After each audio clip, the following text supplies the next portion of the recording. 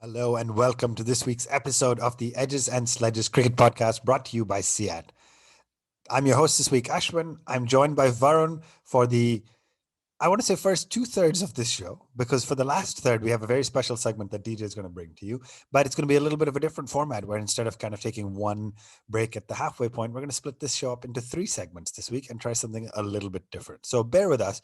But Varun, thanks for joining me. Pretty exciting week. I mean, a little bit disappointing from a cricket standpoint, but let's start with most of our listeners are, let's call them India sports fans in general. And it's been pretty exciting at the Olympics. Lots of moving pieces, but PV Sindhu picked up a bronze.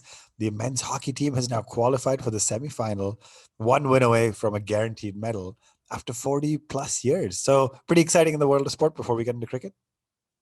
Yeah, very exciting. And in fact, for India, things kind of just turned around within a 2-hour window, right? Because leading up to the Sunday evening, we had some pretty disappointing results where a lot of people were dropping out and they were doing well, but they just weren't qualifying for that final three position. And suddenly you've got one medal and you've got another potentially on the way. I'm going to say I hope India doesn't go for bronze. They go for gold or silver. Like, I feel like it's a fantastic opportunity. But yeah, really proud of the guys. Yeah, absolutely outstanding. I woke up early Sunday morning, my time. So time zone math is confusing, but absolutely brilliant to see them win 3-1 against the Great Britain team. And especially like winning 2-1 going into those last few minutes, but scoring that great goal to consolidate that lead. But we're not here to talk about hockey. We're here to talk about cricket. And it's strange. The mind just moves so fast, right? As soon as the Sri Lanka series, the last ball of the India Sri Lanka series is bowled, my mind has been ready for India, England, ready for Test cricket, etc.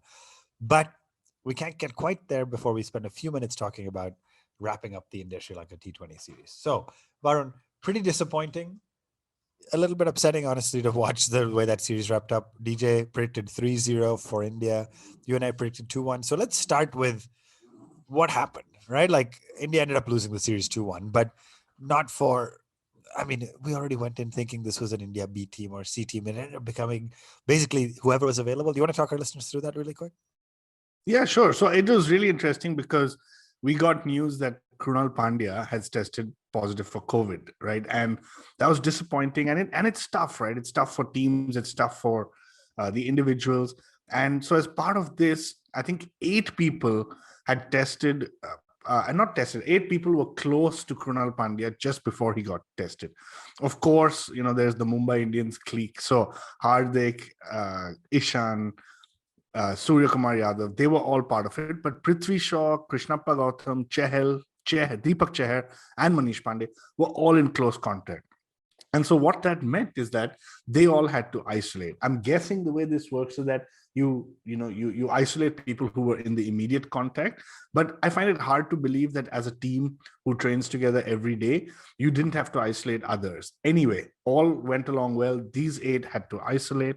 Remember, Shaw and Sky are actually going to fly out to UK, and so they delayed it to play these last 2 games, but they weren't available. Rahul Dravid then came out before the toss, and I think people were asking him who's going to play, and he said we have 11 people, and all 11 are going to play. So unique situation for India. I think it's the first time India has actually gone in with only 4 pure batsmen. So let's just talk everyone through what the team was. Ruturaj Gaikwad and Dhawan opening, Padikkal at 3, Samson at 4. And that's where the batting stops, right?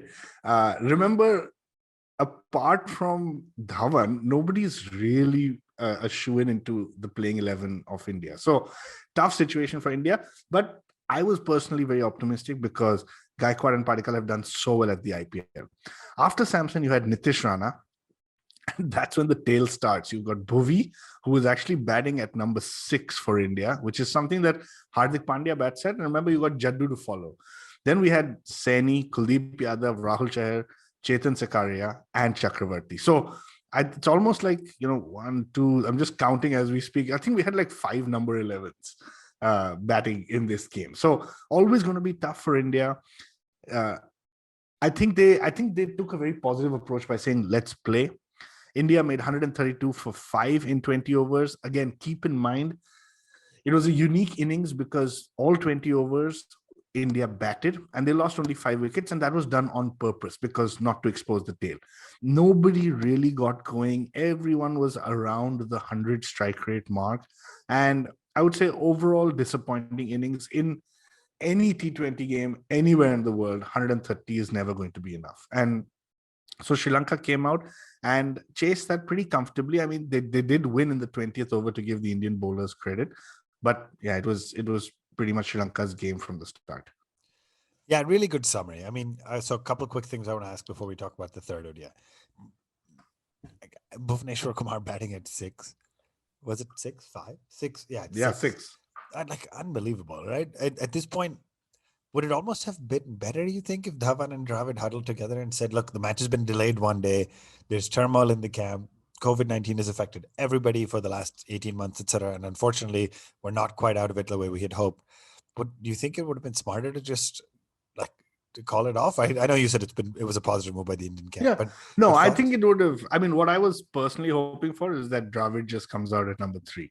That would have been iconic. We were And all hoping, like, that the Cred ad, or, not that they're a yeah, sponsor of the show or anything, but if anybody from Cred is listening, please do come sponsor. But yeah, like VVS, call the boys and come. Like, would have been so great to see Dravid come back out. But of course, just wishful thinking. yeah, yeah. So it was good. I think, in a way, when you think about it, this was India's only way to get Gaikwad, Padikkal, Rana a T20 game, because the way it would have worked if you didn't, if things didn't unfold the way they did, is that you would have gone for the win in the second ODI, played your best 11.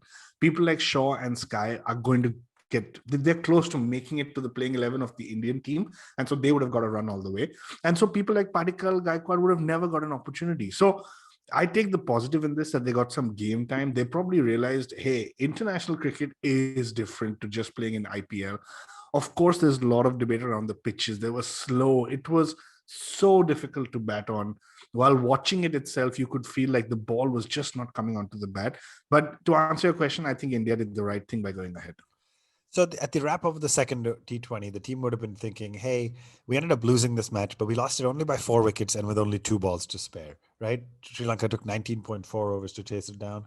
Not great to lose, but not a significant margin or anything like that. And so we walked in the next day, no gap or anything, just given scheduling and the delay of that second T20. And if I'm looking at this right, we played almost the entire same team except for one swap, right? Sandeep Warrior came in for, I guess, Navdeep Saini, I think. Navdeep Sani, thank you. And so Gaikwad, Dhawan, Padikkal, Samson, Rana was the only 5 batsmen again, call it 4 batsmen and 1 all-rounder.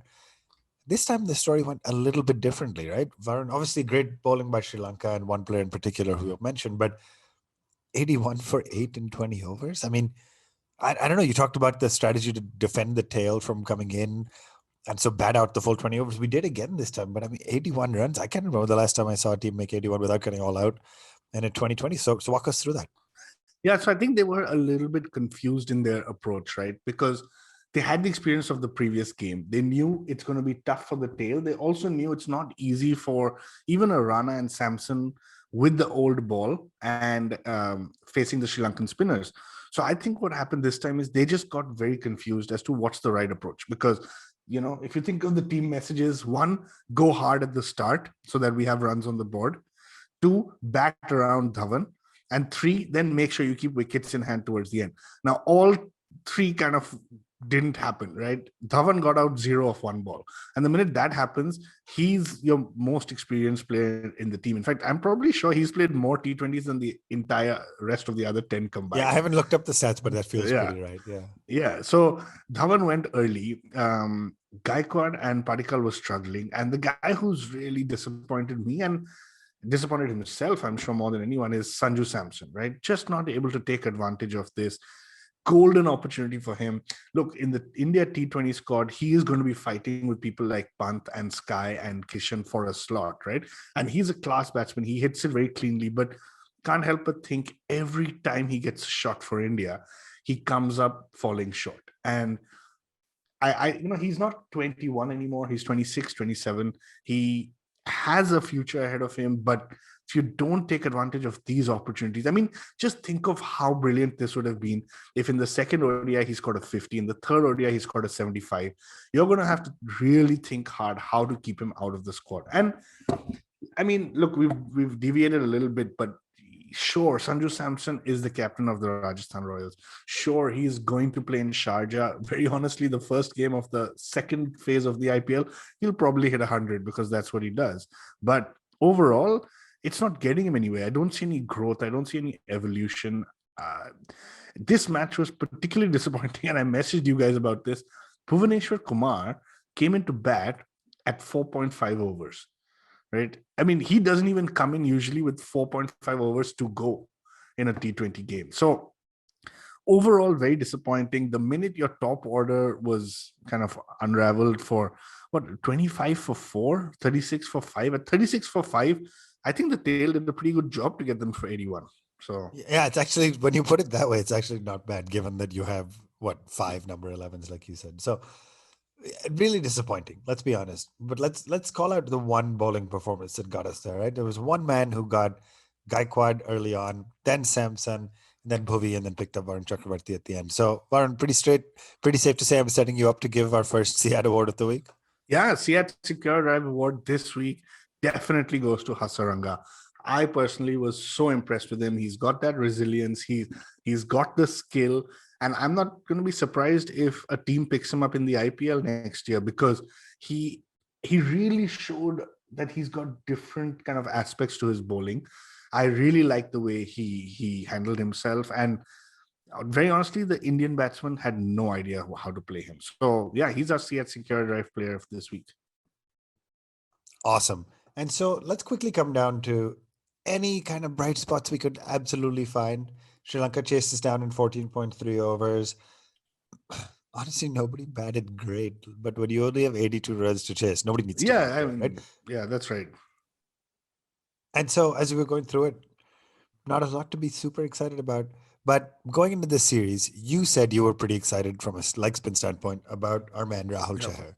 So yeah, you want to talk about him? He picked up 3 for 15 Yeah, this game. absolutely. And you teed me up again because he's our Seat puncture resistant player of the week. I think coming in and out of a T20 squad is not easy. Being probably told in the dressing room that Yuzvendra Chahal is the number one option is not easy to deal with. So as we talked about all the batsmen and said they didn't pick up the opportunity when it was handed to them, Rahul Chahar, on the other hand, picked up the opportunity, and he's done so many times. Like I said last week, he is my favorite leg spinner in India right now. I believe he should deserve a chance to play. And in that third T20, he picked up 3 wickets at an economy rate of under 4, 3.8 to be precise. So fantastic performance. Our Seat puncture resistant player of the week. And just like that, we wrap up the India Sri Lanka series. We have less than a week in between series, obviously different squads, except for a couple players, etc.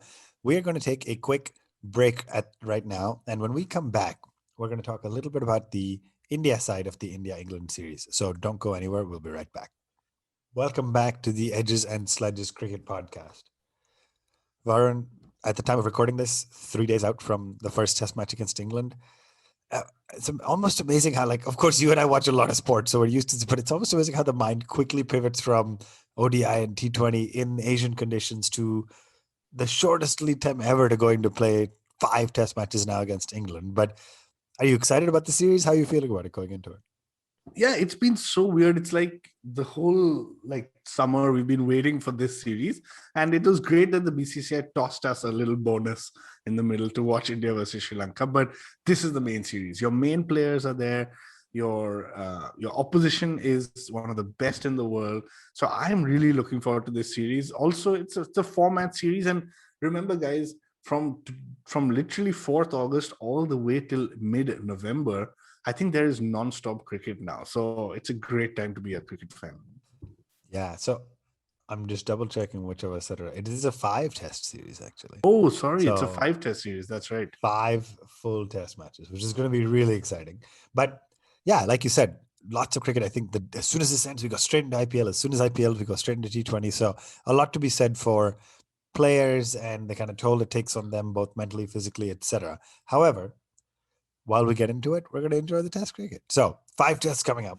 The first of which actually takes place at Trent Bridge in Nottingham and starts, like I said, Wednesday, August 4th. So we're doing this a little bit differently. You and I are going to talk just about the India side, and then we'll take another quick break, and we'll come back with DJ talking with a special guest about the England side. But our favorite thing to do on this podcast now by this point is to try to predict a playing 11 and eventually predict the series line, scoreline, etc. Let's start with the India playing 11, right? A couple of interesting things. Shaw and Surya Kumar Yadav were late additions to the squad. They got flown in under the special provision that the English government has created for sports people, because otherwise they wouldn't have been able to fly in straight from Sri Lanka without a quarantine, etc., etc. But there's no Shubman Gill. So let's just go kind of top 5, number 6 through 6 and 7, and then the bowlers, and walk through who you expect will be playing. Varun, do you want to start with your prediction for India's top 5? Yeah, sure. So I mean, let's do it together. I would say, Ashwin, like Rohit Sharma, definitely playing. No question. No Right. question. So you're left with the opening slot, which I know both of us are going to say Mayank deserves it, but let's hold on the second opening slot. After that, you've got Pujara, you've got Rahane and Kohli. So almost no discussion there. Now the interesting thing from can I ask you if there? So I agree. For me, no discussion on Rohit, Kohli, Pujara, Rahane. You have been a little critical about Ajinkya Rahane. Yeah. Recently. Do you see the team management and the setup looking at him the same way, or do you think he's going to get a shot at 5? Assuming no, I fitness and mean, all look, the thing about it is, yes, I've been critical about him because of the inconsistency, but Ajinkya Rahane will start. Now, I was reading somewhere, and I may be completely wrong, but that there was a worry about his injury. I haven't read more. It hasn't come out more in the news and media. So we have to assume everything is okay. And because of that, I'm going to say Rahane will start at 5. Kohli likes that middle order. Kohli likes the that Rahane and himself get time in the middle together. So I don't think that much is going to change. Now, the guys who can give Rahane a run for his money is really Vihari and Surya Kumar Yadav. Vihari should get an opportunity before Sky, but yeah, we got no idea, man. Sometimes there's that golden patch that people talk about, a purple patch, and Sky is in that right now. So he's been called there for a reason. There's no way he's going to play the first test, in my opinion. But I think like I said, with Mayank at number 2, I think that's going to be the top 5. So Rohit, Mayank, Pujara, Kohli, Rahane. Yeah. I'm in agreement. No question there. I expect some changes for the rest of the 5 tests, but I don't believe any change for the Nottingham lineup. Let me go first this time. 6, I believe it'll be Rishabh Pant. I think we've been pretty clear that he's our first choice keeper, and I think he's shown that he can bat at 6. This is where it starts to get interesting for me, actually, because if you want to play Ravindra Jadeja at 7, yeah, actually, I'm going to go with that. Well, let me ask you your thoughts before. So 6 with Pant, Jadeja at 7. Any thoughts or disagreement? No. I think correct on both counts. Remember, Jadeja had a fantastic practice game, and I think his batting. I mean, we should not discuss Jadeja and whether he should be in the squad. That's unacceptable for us to even debate that. So that's done. The only point I want to mention is just remember KL Rahul is also in the mix. So yeah, so talk to me about that, because you didn't mention him with Rahane. At the same time, he made a century in the warm-up game. He's just like, where does Rahul slot in instead of Mayank? So the only reason I didn't mention him is because Crick Buzz in their squad has put him under wicketkeeper, and I had to scroll down to check him out. So okay, so he wasn't top of mind. Yeah, no, he wasn't top of mind, which is unfortunate for him. But yeah, India has made it very clear that he's a middle order backup, and that's the reason they called for Shaw. So he did hit 100 in the county practice game. So I don't know, man. I don't know. I just feel like India is going into this zone where they don't know how to manage KL Rahul either. So he doesn't feature in the first test playing 11 for me. Right. So we got our 1 through 7, and I think we're pretty much in agreement there, right? So we went through our top 5 at 6 and 7. Now there's 4 bowling slots. Varun, let's start with second spinner or no. Is Jadeja our sole spinner going to England, or does Ashwin play? No, I think Ashwin is going to play. I just can't help but think that we made a mistake in the World Test Championship because we got obsessed with the idea of 2 spinners. I don't know enough about what the Nottingham pitch looks like, but I'm going to really hope and pray that India chooses the side on the merit of the pitch and the conditions. Don't worry about what the other team is doing. Choose your side based on the merit on the pitch and conditions, because Ashwin and Jadeja are top quality bowlers and batsmen, let me add. So they should get picked in a test side, but you don't want a situation where they're not bowling. Your three pacers are overworked, and it just doesn't make sense. So while we've said Jadeja, I think India is going to choose that two spinner, three pacer approach that we are used to, we're comfortable with. It's the first test. We need to get, settled back into test cricket. But I want to caution and say, I think don't choose two spinners if it's not right. Yeah, I fundamentally agree with you, but I also think the World Test Championship will be weighing. Excuse me. The World Test Championship will be weighing on both Kohli and Shastri's mind. This is exactly what happened. We said, let's go 2 spinners, 3 quicks. It's what we know. It's our model. South Africa should spin, yada yada, all of those things. And then the Pacers bowled most of the overs because there was absolutely nothing happening for spin. So this is where, again, not having a quick bowler who can bat like a Bhuvi or somebody or Chahar like weakens you a little. So again, I'm in agreement with you from a prediction standpoint. I think we will play Jadeja 7, Ashwin 8, but I think it's a really tough choice because I don't think Yeah. Ashwin is a good enough batsman to bat at 7. Yeah, I mean, I think that's the biggest risk. And so again, always in an overseas test, you're going to have to question and ask yourself, do I want to strengthen my batting or the bowling? And where Jadeja is better than saying I'll play a Vihari is that he gives you both options. Now, it's a tough call, but that's the reality of what Jadeja brings to the table. So remember that India also has a very bad history of losing the first test in a lot of test match series. So it's going to be interesting. I don't know what Kohli and Shastri are going to do, but I think this is what they're going to start up with. Right. And so then let's quickly talk the 3 Pacers that'll round up 9, 10, 11. Bumrah, Shami, Ishant. I think I'm going with the tried and tested, the same 3 that played the World Test Championship, etc. Varun, do you see Siraj, Yadav, or Shardul making it in this? So, First so I have a little bit of a different view here. I have a feeling that the demarcation among our 6 pacers is very clear. We've got 3 top senior guys, and we've got the next 3. I think India is going to be smart with, especially with injuries and the COVID bubbles and quarantines. I don't think India is going to play their top 3 bowlers in any game. Now, I might be wrong. Maybe they come out in the first test, but throughout the balance 4, you're going to see that Siraj is definitely going to play, and Shardul as well. So I think India is going to use that situation where there'll be not many games where Bumrah, Ishant, and Shami all 3 play together. So that's interesting. And actually, now that as you're saying it, it makes sense, right? 5 tests is a long time. So who do you expect will start this first match? So I personally think it's going to be Bumrah, Shami, and Siraj. Okay. In the first match, and then everyone will start rotating. Remember, Bumrah's form is also not. It's quite poor, if I can say that, right? I think Bumrah's form is quite poor. So they probably will start with him. He can do damage in any format of the game. But remember that Ishant is probably going to replace him in the second or third test. And basically, I think my point is simple. They're going to have a rotation policy. All right. So we've gone through our 11. I think you and I differ only on one, which would be the third quick bowler. So we'll find out soon enough. Really quickly, I don't get to ask DJ this right now, but 5-match series, your predictions going into this one before we wrap up this segment. Oh, this is tough, man. I'm kind of waiting and thinking, should we just do it next week with DJ? But I'm going to... But by then we'll have one already. Right? I'm going to say 2-2. I'll say 2-2. Ooh, that's a big prediction, man. I think this is the first series of the new wave of the World Test Championship. So 2-2 is the prediction. This a little bit safe, a little bit cheap that you went with that. I can't think there've been a lot of draws in England. So I'm going to say England is going to take the series 3-2. And I hate that. I hate myself for saying that. But I think England's going to take the series 3-2. Okay. We'll have to ask DJ separately. Yeah, we'll get DJs. We'll document it separately. With that, we're going to take a quick Seat Tire strategic timeout and come back after this break with DJ and a special guest talking about the England side of the series. So don't go anywhere.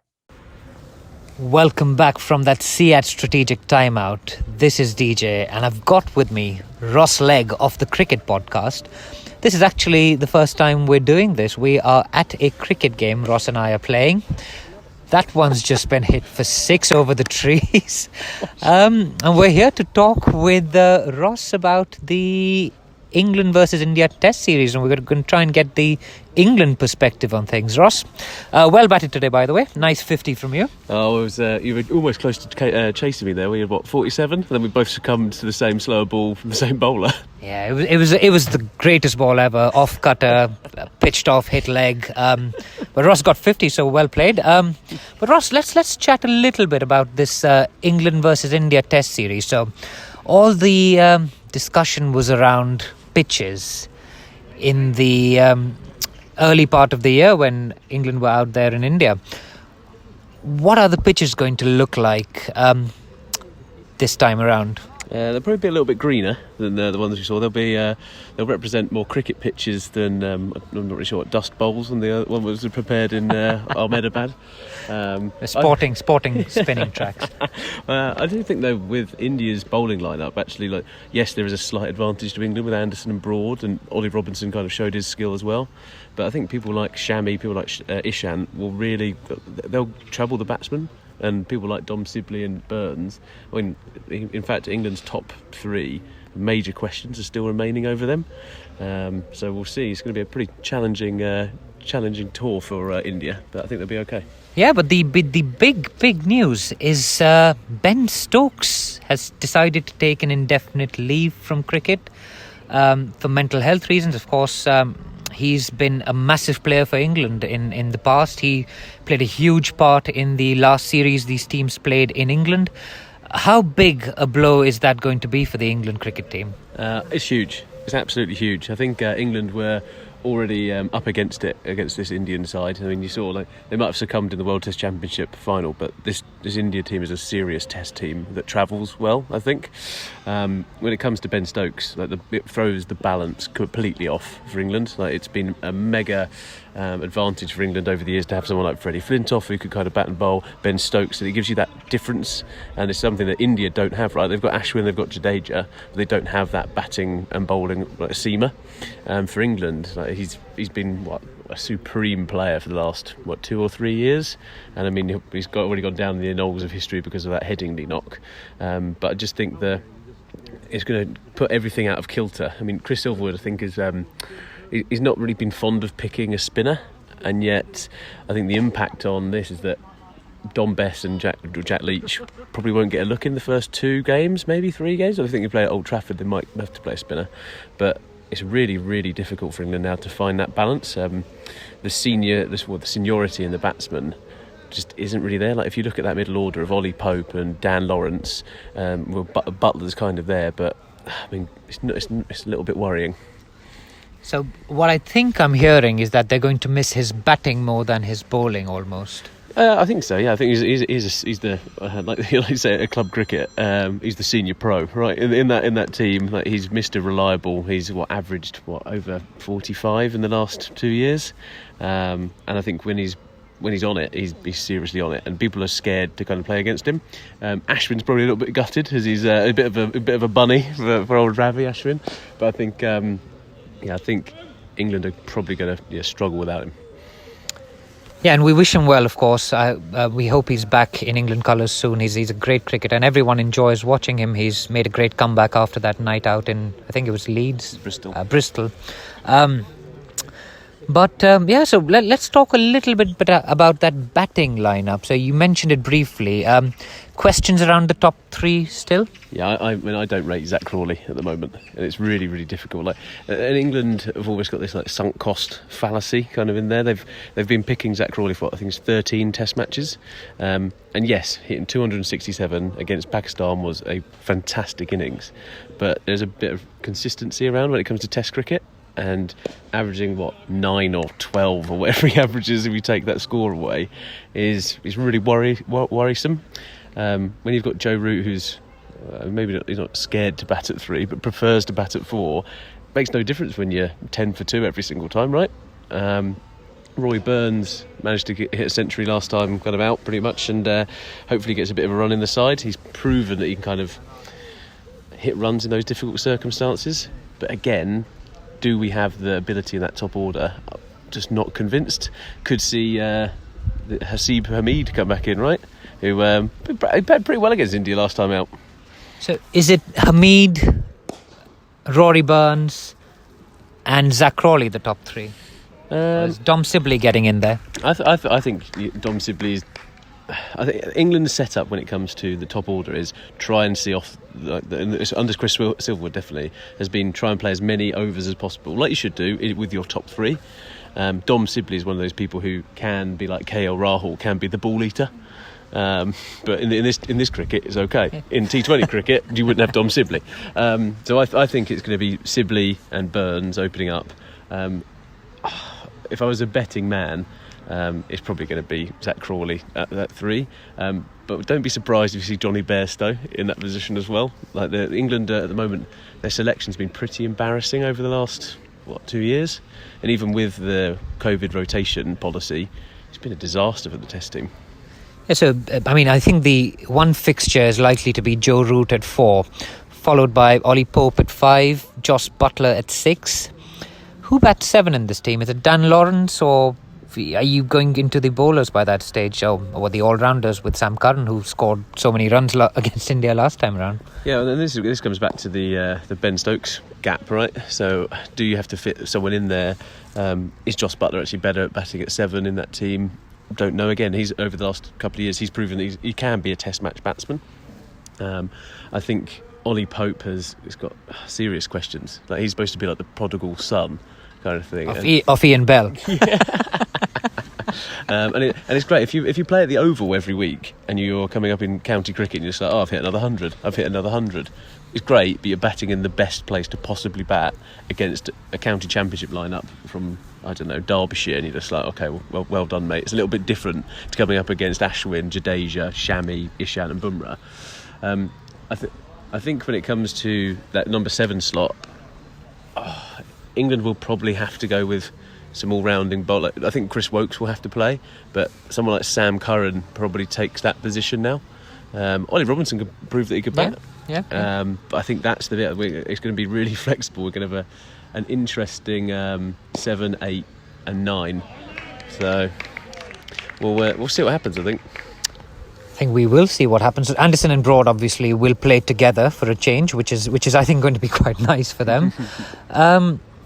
But the spinner, Ross, who's the number 1 England Test spinner? Jack Leach still, or are you looking at a Dom Bess or someone else? I hope that Dom Bess doesn't play. I think he proved in India that he's a decent enough spinner. I don't think he is a Test match off spinner. Jack Leach has bowled very well, I think, and he always gets harshly treated by England as well. And like the left arm option is a good one, right? And I think he's proven that he can get the Indian batsman out, which is a big mental thing, rather than if I'm Kohli, if I'm Pujara, if I'm whoever these guys like Rahane, like I'm not worried if Dom Bess is bowling to me. I know he's going to bowl me a boundary ball, maybe 2 boundary balls and over, and you can put the pressure onto kind of a young spinner. Jack Leach has kind of been around the block a little bit now. He's gone through some pretty torrid times of kind of sepsis down in when he was in New Zealand, almost died. The 30 run Rishabh Pant over as well. Never forget. And that's great, right? And that's why I absolutely love like Rishabh Pant. Like, he's just brilliant, right? And I think like people love or hate Rishabh Pant. It's quite a strange kind of relationship. But I'm hoping that he kind of comes again in England and continues to prove himself as the elite player that he's turning into.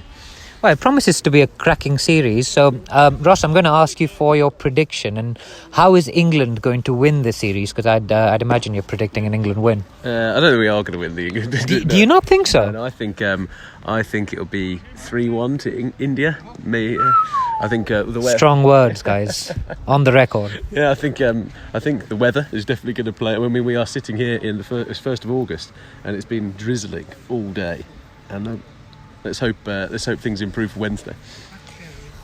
There you have it, guys. That's the England perspective on the upcoming 5-match Test series. Back to the show.